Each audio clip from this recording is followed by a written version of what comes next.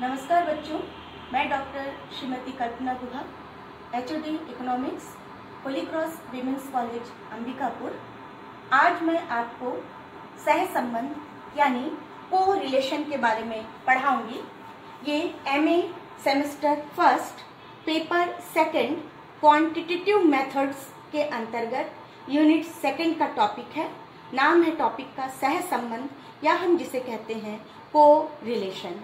नाम से स्पष्ट हो रहा है बच्चों, सह संबंध यानी दो या दो से अधिक वेरिएबल के बीच ये संबंध को बतलाता है। ये संबंध नेगेटिव भी जा सकता है, ये संबंध पॉजिटिव वे में भी जा सकता है, धनात्मक भी हो सकता है, एक ही दिशा में भी बता सकता है और विपरीत दिशाओं में भी बता सकता है। जैसे हम यदि ये देखें कि पिता की ऊंचाई और बच्चे की ऊंचाई यानी लड़के की ऊंचाई, यदि इन दोनों के बीच हम सह संबंध जानना चाहें, या हम ये देखें बिक्री और प्रॉफिट, इन दोनों के बीच क्या सह संबंध है, तो इस तरह से हम दो वेरिएबल के बीच जो है जब रिलेशन देखते हैं तो हम उसे कहते हैं को रिलेशन। आइए हम देखते हैं परिभाषा। प्रोफेसर किंग ने कहा है, सहसंबंध का अर्थ है आंकड़ों की दो श्रेणियों अथवा समूहों में कुछ कारण एवं परिणाम का संबंध विद्यमान है।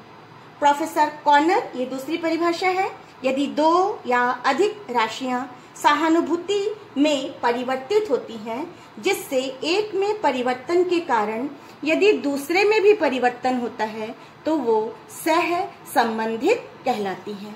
इन दो परिभाषाओं से ये स्पष्ट हो रहा है कि ये एक स्टैटिस्टिकल टेक्निक है जो कि दो वेरिएबल के बीच या दो से अधिक मोर देन भी हो सकता है के बीच पाए जाने वाले संबंधों को मापता है।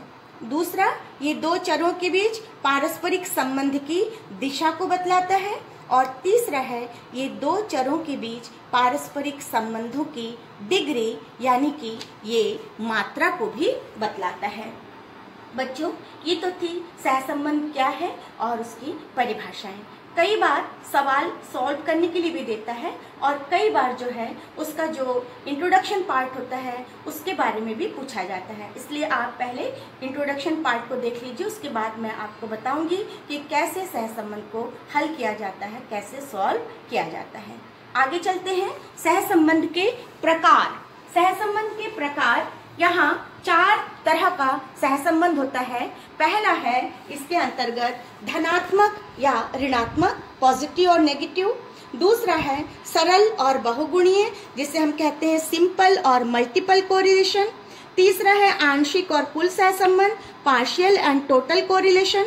और चौथा है जिसे डी नाम दिया है रेखीय अथवा अरेखीय, जिसे हम लीनियर और नॉन लीनियर भी कहते हैं। ये 4 जो है सहसंबंध के प्रकार हैं जो कि अलग अलग जगह पर इसके उपयोग होते हैं या अलग अलग जगह पर इसे हम दिखाते हैं। हम इसमें देखते हैं कि धनात्मक जो सहसंबंध होता है, ये धनात्मक सहसंबंध किसी दो जो चर होता है उसके बीच में ये धनात्मक या पॉजिटिव संबंध को ही बतलाता है, जो कि यहाँ पर हमको दिखाई दे रहा है। इसी तरह से सरल और बहुगुणीय, ये एक सरल रूप में दिखाई देता है और ये जो है दो चरों के बीच में ये भी विचरण को या उसकी जो डिस्ट्रीब्यूशन है, जो वेरिएबल के बीच में जो विचरण होता है उसके बारे में ये बतलाता है।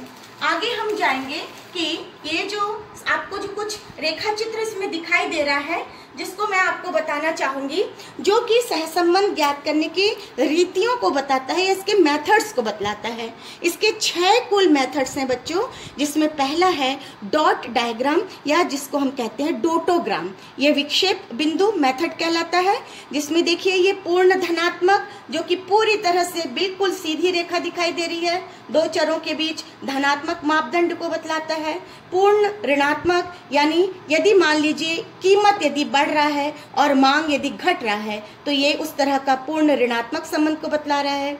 यहाँ सीमित धनात्मक दिखाई दे रहा है, ये सीमित ऋणात्मक दिखाई दे रहा है और अंत में जो ये गोल सा हमको दिखाई दे रहा है डायग्राम, यहाँ पर कोई भी सहसंबंध नहीं है, न तो धनात्मक है, न तो ऋणात्मक है, न तो सीमित है। इसलिए यहाँ पूर्णतः सहसंबंध का अभाव देखने को मिल रहा है।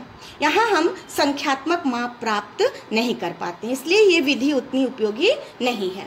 दूसरी विधि है बिंदु रेखीय विधि, द ग्राफिक मेथड जिसे हम कहते हैं। आप अधिकतर देखते हैं जब क्रिकेट का मैच होता है, या कई बार आजकल तो ऐसा है कि किसी भी जगह पर हम देखें यदि, तो तुरंत जो है वो ग्राफ से बता देता है कि हमारा बजट बढ़ा घटा, जीडीपी रेट बढ़ा घटा, या वहाँ का प्लेयर कितना बनाया, हमारे देश का प्लेयर कितना बनाया। आप इस तरह से देखते हैं। यहाँ मैंने आय और व्यय वक्रों को लिया है। इन दोनों को देखकर आप जान सकते हैं कि किस तरह से ये दोनों ही बढ़ रहा है, लेकिन कौन अधिक तेजी से बढ़ रहा है, ये ग्राफिक मेथड के द्वारा हम देखते हैं। और आजकल इस विधि का प्रयोग बहुत ज़्यादा किया जाता है। तीसरी विधि है संगामी विचलन गुणांक, कोएफिशिएंट ऑफ कॉनकरेंट डेविएशन इसको कहते हैं। चौथी विधि स्पीयरमैन का कोटि अंतर विधि, स्पीयरमैन्स रैंकिंग मेथड, ये बहुत महत्वपूर्ण विधि है, परीक्षा में पूछा भी जाता है बच्चों। पांचवा है लीस्ट स्क्वायर्स मेथड, या जिसे हम न्यूनतम वर्ग रीति कहते हैं। और छठा, इसमें मैंने एक टिक लगाया है, कार्ल पियर्सन का सहसंबंध गुणांक। आज मैं आपको इसके बारे में बताऊंगी। Karl Pearson's coefficient of correlation बहुत ही महत्वपूर्ण है। अधिकतर कार्ल पियर्सन और स्पीयरमैन इन दोनों के बारे में बतलाया जाता है। और जो सेवेंथ मेथड जो है वो है कोरिलेशन टेबल, या हम जिसको कहते हैं सहसंबंध सारणी। इस तरह से ये इसकी विधियां हैं। विक्षेप बिंदु, बिंदु रेखीय विधि, संगामी विचलन गुणांक, स्पीयरमैन का कोटि अंतर, न्यूनतम वर्ग रीति, कार्ल पियर्सन का सहसंबंध गुणांक और सहसंबंध सारणी। इनमें से अधिकतर जो प्रयोग में आता है वो है कार्ल पियर्सन और स्पीयरमैन, इन दोनों विधि। तो बच्चों अभी तक हम देख रहे थे सहसंबंध कितने प्रकार के होते हैं। आइए आगे बढ़ते हैं। जो सर्वश्रेष्ठ रीति है, मैंने बताया था आपको कि ये रीति है कार्ल पियर्सन का गणितीय रीति। इसमें सहसंबंध परिमाण के आधार पर हम देखते हैं कि वो धनात्मक है या ऋणात्मक है। यदि पूर्ण है तो ये धन 1 होगा, और यदि माइनस में है तो -1 यदि होगा तो ये कहलाएगा परफेक्ट नेगेटिव कोरिलेशन, और यदि धन में होगा तो परफेक्ट पॉजिटिव कोरिलेशन। उच्च स्तर में ये हाई डिग्री का होता है, जो कि 0.75 से +1 के बीच, और सेम वही है नेगेटिव, यदि माइनस का चिन्ह है तो ये नेगेटिव के बीच में होगा, तो ये हाई डिग्री का बतलाएगा। थर्ड है मध्य स्तर, या जिसको हम कहते हैं मॉडरेट, ये 0.5 से लेकर 0.75 के बीच होगा, प्लस में है तो पॉजिटिव, और सेम यही यदि माइनस में होगा तो ये नेगेटिव। और आगे है निम्न स्तर, जिसको हम लो डिग्री बोलते हैं। ये 0 से +5 यदि है तो पॉजिटिव में होगा निम्न स्तर का सहसंबंध, और यदि -0 से -0.5 के बीच होगा तो हम इसको कहेंगे नेगेटिव लो डिग्री का कोरिलेशन। और लास्ट में है, ये लिख रहा है सहसंबंध का अभाव, यानी नो कोरिलेशन कब आएगा, जब वो 0 होगा। फिर भले वो नेगेटिव में आए या पॉजिटिव में आए, यदि हमारा आंसर 0 आता है उसका मतलब है विभिन्न चरों के बीच या दो वेरिएबल के बीच में किसी तरह का सहसंबंध नहीं है। तो बच्चों इसको आपको बहुत अच्छे से याद करना पड़ेगा, तभी आप आंसर बता पाएंगे कि आपका सहसंबंध पॉजिटिव है, नेगेटिव है, परफेक्ट है, हाई है, मॉडरेट है, लो डिग्री है, या कि है ही नहीं आपस में उनका सहसंबंध। इसके बारे में हम जान सकते हैं। आगे चलते हैं। अब हम यहाँ देखते हैं, यहाँ मैंने सूत्र लिखा है। कभी भी हम जब सवाल हल करते हैं तो हमको उसको फॉर्मूला जरूर हमको मालूम होना चाहिए। यहाँ लिखा है Karl Pearson's coefficient. Karl Pearson का ये सूत्र है जो कि सिंपल डायरेक्ट मेथड में है, सरल प्रत्यक्ष रीति या विधि भी बोल सकते हैं। हम यहाँ सहसंबंध के लिए R अक्षर लिखते हैं, R = sigma dx dy upon sigma d2x into sigma d2y, और उसका ये जो चिन्ह है बच्चों, ये अंडर रूट या हम जिसको वर्गमूल कहते हैं उसका चिन्ह है। या इसके लिए और एक सूत्र है, R = sigma dx dy upon n, number के लिए आता है। ये प्रमाप विचलन का चिन्ह है, प्रमाप विचलन x, प्रमाप विचलन y। आप देखेंगे जब भी हम पढ़ते हैं तो ये आर जो है ये सहसंबंध के लिए आता है, ये आर अक्षर, ये जो है ये प्रमाप विचलन के लिए आता है, ये जो है मीन डेविएशन के लिए आता है। इस तरह से आप मीन के लिए हम अक्सर ए लिखते हैं, मीडियन के लिए हम एम लिखते हैं, बहुलक के लिए हम जेड लिखते हैं। ये अलग अलग साइन होता है जिससे हम इस सवाल को जब दर्शाते हैं तो उसके सामने हम लिखते हैं। मीन डेविएशन मीन से भी होता है, मीन डेविएशन मीडियन से भी होता है और मीन डेविएशन मोड से भी होता है। इस तरह से अलग अलग मेथड से हम हल करते हैं सवाल को। तो यहाँ पर ये जो sigma d x d y upon sigma d two x into sigma d two y का अंडर रूट है ये होल का, इस सूत्र को यदि हम लेंगे तो हमारा सवाल जो है बहुत आसानी से बन जाएगा। और बच्चों यहाँ मैंने बताया एक्स बार मीन के लिए होता है। जब भी आप कोएफिशिएंट कार्ल पियर्सन का आप पढ़ते हैं, को रिलेशन मेथड जब आप पढ़ते हैं तो आप देखेंगे उसमें आपको जो है एक चीज ये दिख रहा है यहाँ पर मीन, आपको ये निकालना आना चाहिए और दूसरी चीज ये है एसडी या जिसको हम कहते हैं प्रमाप विचलन, आपको ये भी निकालना आना चाहिए, तभी आप सवाल को हल कर पाएंगे। तो ये कार्ल पियर्सन कोएफिशिएंट है, को रिलेशन भी इसके को रिलेशन ये सहसंबंध जो है ये बतला रहा है, सहसंबंध गुणांक को बतला रहा है। इसको हम देखेंगे तो आगे जो है अब मैं इसे एक सवाल के द्वारा आपको समझाना चाहूंगी। उम्मीद है आप सवाल जरूर समझेंगे, लेकिन सबसे पहले आप सूत्र को अनिवार्य रूप से देख लीजिए, उसे याद कर लीजिए, क्योंकि जब भी हम स्टैटिस्टिक्स यूज करते हैं तो जब तक हमें फॉर्मूला नहीं मालूम होगा बच्चों, हम सवाल जो है सॉल्व नहीं कर पाएंगे। तो फॉर्मूला आपको यहाँ दिखाई दे रहा है, आप इसको नोट डाउन भी कर सकते हैं। अब मैं आगे जाऊंगी और आपको एक कार्ल पियर्सन का सहसंबंध गुणांक जो है वो मैं सरल प्रत्यक्ष रीति सिंपल डायरेक्ट मेथड में जो है उसे मैं आपको सॉल्व करके बताऊंगी। तो चलिए बच्चों अब हम चलते हैं, यहाँ ये थर्ड पार्ट है आपका, इस थर्ड पार्ट के तहत हम इस सवाल को हल करेंगे। मैं यहाँ x और y ये दो वेरिएबल मैंने बताया था, सह संबंध के लिए हमको दो चर जरूरी है। तो मैं पहले यहाँ पर x को लिख लेती हूँ। x क्या है, 11 है, 10 है, 9 है, ऐसे कर लेते हैं, 8 है, 7 है, 6 है और 5 है, ठीक है। और इसी तरह से यहाँ दो कॉलम चूंकि मुझे बनाना पड़ेगा, इसलिए मैं यहाँ थोड़ा सा जगह इसका छोड़ देती हूँ और इसके बाद हम आगे चलते हैं, जहाँ पर मैं y वेरिएबल को लिखती हूँ। y वेरिएबल के लिए यहाँ दिया हुआ है, ये है 20, उसके बाद है 18, फिर है 12, फिर है 8, उसके बाद है 10, उसके बाद है 5 और उसके बाद है 4। बच्चों मैंने आपको शुरू में ही बताया था, जब भी हम इसे हल करते हैं तो हमको दो चीजें निकालनी पड़ती है, एक होता है मीन और दूसरा होता है उसमें हमको क्या निकालना पड़ता है, प्रमाप विचलन। तो सबसे पहले यहाँ मीन का सूत्र बहुत इजी है, सिग्मा एक्स अपॉन एन, ये हमारा सिग्मा है। यदि हम इसको जोड़ते हैं तो ये जोड़ने पर आता है सिग्मा 56। अब यहाँ पर यदि मैं मीन निकालूं तो x bar equal to sigma x upon n। यहाँ n कहाँ से मालूम पड़ेगा आपको, 1 2 3 4 5 6 7, इसीलिए यहाँ पर 56 अपॉन 7। तो आपको यहाँ पर x बार मिल जाएगा, 7 × 8 = 56, मतलब 8 क्या हो गया आपके लिए, मीन हो गया है। तो यहाँ पर मैं लिखूंगी x माइनस x बार, या इसको dx भी लिखा जाता है, माध्य से विचलन। d मतलब होता है डेविएशन या उसका अर्थ होता है विचलन। तो इस माध्य से, मीन से विचलन, किसको, इन आंकड़ों को। आपको पता होगा यदि मीन से डेटा बड़ा है तो प्लस का चिन्ह होगा, यदि मीन से आंकड़ा छोटा है तो माइनस का चिन्ह होगा। तो यहाँ पर ये 11 जो है वो बड़ा है, इसलिए यहाँ +3 हो जाएगा, +2 हो जाएगा, ये +1 हो जाएगा और 8 से 8 करेंगे तो ये 0 हो गया। 7 ये छोटा है इसलिए -1, ये भी छोटा है इसलिए -2, 5 भी छोटा है इसलिए -3। इस तरह से हमने dx निकाल लिया। आगे कॉलम में यहाँ सूत्र को आप देखिए d2x, इसलिए मैंने पहले कहा था कि आपको सूत्र मालूम होना चाहिए। तो अगले कॉलम में हम लिखेंगे d2 d2x। dx में dx का ही यदि मल्टीप्लाई करेंगे तो हमको क्या मिलेगा, d2x।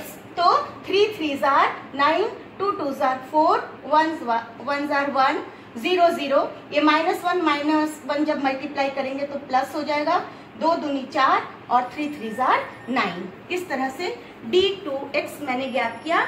dx में dx का ही गुणा करने से क्या प्राप्त हुआ है, d2x प्राप्त हुआ है। और यदि हम इसको जोड़ते हैं d2x को, आप जोड़ सकते हैं यहाँ सिग्मा d2x इक्वल टू 9 4 13 14 15 4 19 और 19 और 9 हो गया 28। ये आपका एक वेरिएबल का काम यहाँ पर कंप्लीट हुआ। आगे दिया है y।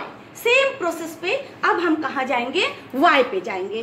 तो सबसे पहले हमें क्या ज्ञात करना पड़ेगा, आप बच्चों इस तरह से कर लीजिए, तो इससे क्या होता है, बहुत आसान हो जाता है सवाल को हल करना भी, और हमको दिखाई देता है कि हमने किस वेरिएबल के लिए क्या ज्ञात किया है। आप यहाँ तक इसको मैं खींच देती हूँ।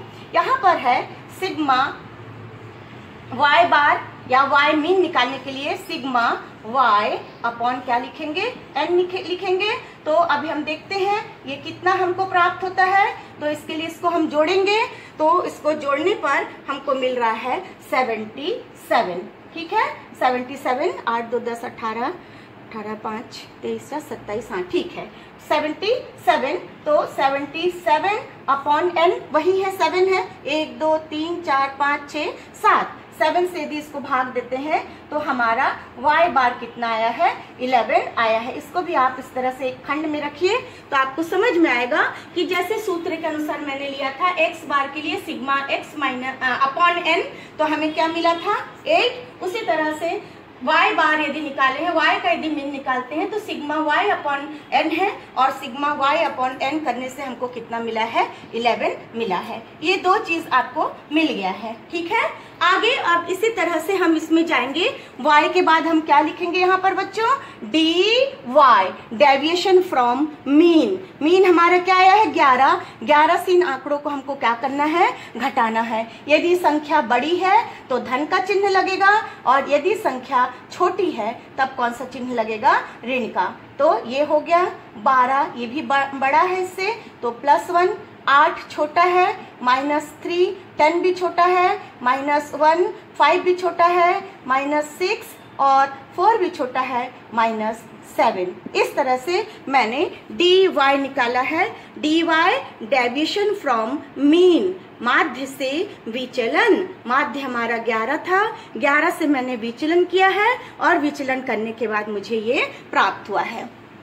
आगे जाएंगे, आगे यहाँ पर सेम उसी तरह से हम खींचेंगे यहाँ पर d2y। d2y कैसा मिलेगा, dy में dy का ही गुणा। तो 9 9 81 हो गया, 7 7 49, 1 1 1, 3 3 9, चूंकि माइनस और माइनस का मल्टीप्लीकेशन में प्लस हो जाता है इसलिए 9 हो गया, 1 1 1 हो गया, 6 6 36 हो गया, और 7 7 49 हो गया। अब हम इसको भी ऐड करेंगे और ऐड करके देखेंगे कि इसका जोड़ कितना आता है। तो हम इसको यदि जोड़ते हैं तो ये आया है 226। 15 1 16 25 26 35 1 36 3 8 3 11 4 15 3 18 4 22। ठीक है, 226 ये हो गया d2dy।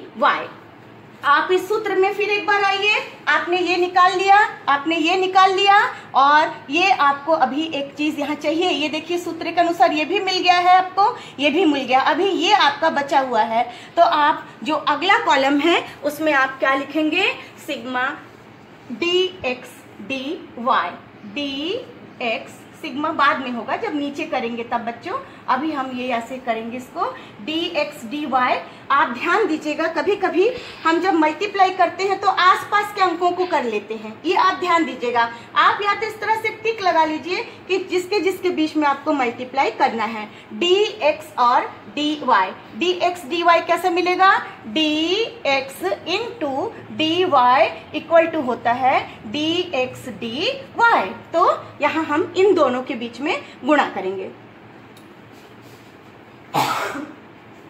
यहाँ ये है 3 और ये है 9, 9 3 जार 27, 7 2 जार 14, 1 जार 1 0 और यहाँ क्या है 3 3 0 0 1 1 1 2 6 आर 12, ऐसे कर लेते हैं इसको यूनिट और टेंस के इसमें, तो जोड़ने में आसान होता है। और 3 7 आर 21 हो गया पूरा, 1 2 3 4 5 6 7। ठीक है, अब हमको इनको क्या करना है, जोड़ना है। तो इनको जोड़िए आप, 27 14 1 1 और क्या है इसमें दिया हुआ 12 और 21, जोड़ के देखते हैं 11 12 13 14 15 16 1 2 और 3 4 5 और 2 7। बहुत अच्छा बच्चों, देखिए सिग्मा डी एक्स और जो डी वाई है ये भी हमको मिल गया है।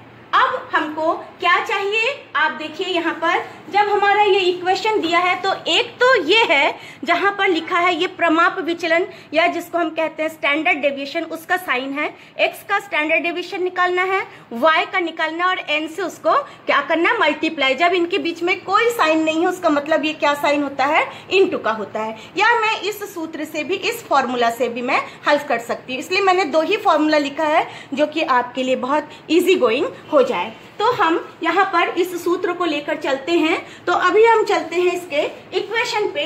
इक्वेशन क्या है आपका बच्चों, r equal to sigma d x d y upon under root sigma d two x into sigma d two y. चलिए अब हम यहाँ इसको डालते हैं। हमको जो जो मिला है, ये क्या मिला है 76 upon sigma d two x हमको मिल चुका है, ये है, और ये है सिग्मा डी टू वाई, ये भी हमको मिल चुका है। तो ये हो गया अपॉन कितना हो जाएगा, ये 28 इंटू ये कितना है 226, ये हो गया। और इस चिन्ह को आप मत भूलिएगा जिसको हम क्या कहते हैं, अंडर रूट, या हम इसको कहते हैं वर्गमूल। वर्गमूल का चिन्ह मैंने लगा दिया है। तो सबसे पहले हम यहाँ पर ये देखते हैं, मैं यहाँ आती हूँ, आप इसके बाद आप ध्यान दीजिएगा, यहाँ आई हूँ मैं 70 r इक्वल टू 76 अपॉन, अब इन दोनों का आप गुणा कीजिए, किसका किसका 28 और, अच्छा मैं यहीं इसको गुणा करके लिखती हूँ, उसके बाद वहाँ चलेंगे 76 अपॉन अंडर रूट होल का है, और इन दोनों का यदि हम गुणा करते हैं तो ये गुणा आता है 6328, 6 3 2 और 8, 6328। आप रफ में करके देख सकते हैं, या आपको एग्जाम के टाइम पे जो सिंपल वाला कैलकुलेटर होता है वो आप यूज कर सकते हैं, उसको आप ले जा सकते हैं। साइंटिफिक कैलकुलेटर अलाउ नहीं होता है बच्चों, तो आप मल्टीप्लाई करके देख सकते हैं। तो 76 अपॉन 6328 और इसका अंडर रूट अब मेरे को निकालना है। तो यहाँ से इसको मैं हटा देती हूँ, यहाँ से अब मैं यहाँ आ गई हूँ, यहाँ जगह नहीं है, इसलिए आपके लिए क्लियर हो जाएगा हम यहाँ से कहाँ आए हैं, इस जगह पर आए हैं। तो r इक्वल टू 76 अपॉन क्या मिला है हमको 6328, तो इसका मेरे को अंडर रूट निकालना पड़ेगा। r इक्वल टू 76 अपॉन, यदि मैं 6328 का अंडर रूट निकालती हूँ तो ये आता है 79.55। बच्चों आप छोटे क्लास में जब पढ़ते थे तब आप अंडर रूट निकालना ज़रूर सीखे होंगे, और अभी तो मेरे पास यहाँ जगह भी नहीं है, नहीं तो मैं आपको बताती किस तरह से हम इसमें हल करते हैं। फिर भी मैं थोड़ा सा यहाँ पर आपको बता देती हूँ। जैसे ये 6328 है तो हमेशा हम राइट से लेफ्ट की ओर आते हैं और पेयर बनाते चलते हैं। जैसे ये दोनों का पेयर हुआ, ये दोनों का पेयर हुआ, यदि यहाँ पर अभी 1 होता तो वो अकेले होता। अब हम जब इसको भाग देते हैं तो ये जोड़े जोड़े में लेते हैं। अब मैं यहाँ क्या लिखूँ, यहाँ क्या लिखूँ कि यहाँ भाग चला जाए, इसलिए 7 7 जार कितना हुआ 49, क्योंकि मैं यदि 8 लिखूंगी तो यहाँ 8 यहाँ 8 तो 8 जार फिर क्या हो जाता है यहाँ पर 64 हो जाता। तो इस तरह से हम करते हैं, फिर 2 के जोड़े पे ही हम उतारते हैं और ये जो भाग गया है यहाँ पर इसको हम फिर क्या करते हैं, यहाँ पर इसको प्लस करते हैं और इसके बाद इसमें से माइनस करने के बाद फिर इन दोनों को एक साथ उतारते हैं। इस तरीके से हम क्या करते हैं, सवाल को हल करते जाते हैं। और पॉइंट के बाद आप हमेशा ध्यान रखिएगा, पॉइंट के बाद जहां तक हो सकता है आप 2 डिजिट जरूर लीजिएगा, नहीं तो थोड़ा अधूरा सा लगता है, इसलिए 2 डिजिट लेने से ये ज्यादा अच्छा दिखाई पड़ता है। अब 76/79.55 ये जो अंडर रूट है वो मैं निकाल ली हूँ, तो उसके बाद मुझे ये मिला है। और यदि मैं इसको सॉल्व करती हूँ तो r इक्वल टू आता है पॉइंट, इसके बाद है ये 0. ये है 96। आप देखिए यहाँ कहीं पे भी मुझे माइनस का चिन्ह दिखाई नहीं दे रहा है। यदि यहाँ कहीं ये छोटा या माइनस हो जाता या यहाँ कहीं हो जाता और यदि मेरा यहाँ आंसर माइनस में आता तब मैं कहती ऋणात्मक सहसंबंध, लेकिन यहाँ पर क्या आया है 0.96।